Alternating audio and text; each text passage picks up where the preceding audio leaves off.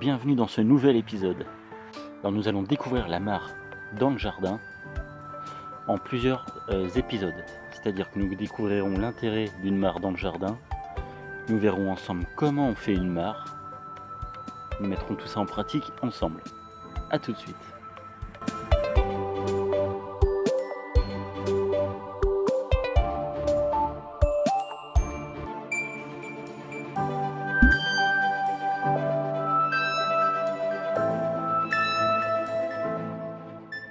Plus vous aurez de diversité dans votre mare, de diversité végétale, plus votre diversité animale sera importante.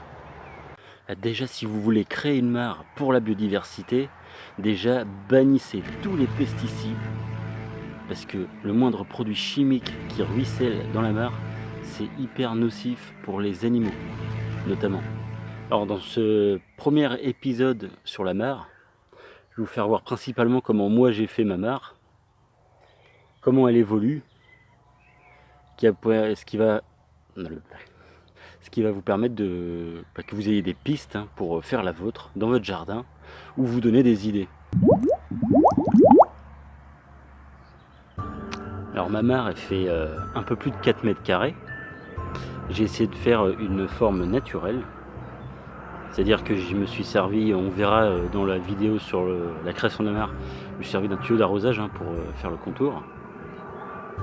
Donc je vais vous faire voir un peu ce qu'on trouve dans la mare au bout de 2 ans, sachant que j'y ai pas touché du tout, j'ai pas régulé les plantes, j'ai pas régulé la faune, tout se fait naturellement depuis la création de la mare. C'est parti. Alors voilà, dans ce qui s'est installé et ce que j'ai installé aussi à la base dans la mare, on va y retrouver des massettes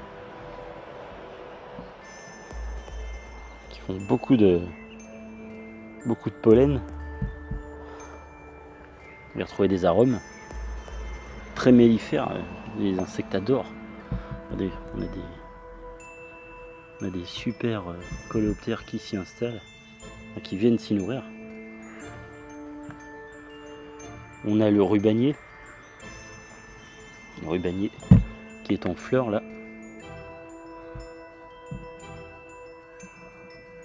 juste ici.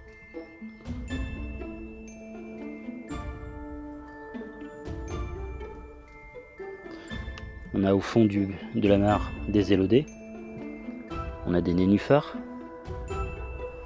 on a des lentilles aquatiques, on a de la menthe aquatique ici. D'ailleurs, ça sent super bon.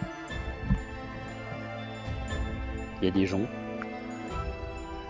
ici et un tas d'autres plantes.